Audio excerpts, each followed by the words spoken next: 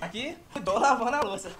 Depois do Todd. Depois do Todd, nada melhor que lavar a louça. Só no serviço. Só. Acho que quebrei sua caneca. Quebrou. Não, já tá quebrando. Véi, não tá aparecendo você lavando.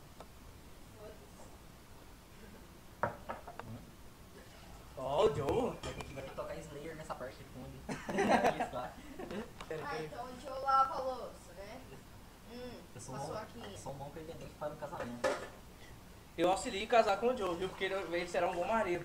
As mulheres não terão preocupação em lavar a louça. Ah, então você quer ser o marido, você quer ser a mulher dele, né? Você falou que vai ser um bom marido, né? Ah, eu quero. Ótimo. Safado.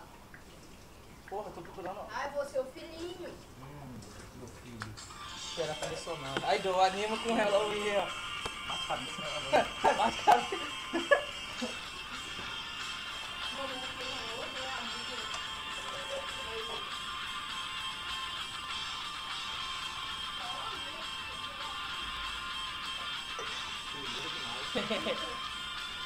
Agora o Joe secando a pia.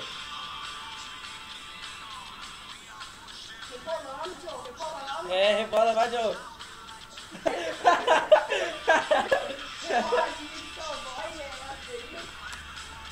Avante, Joe. Chegou.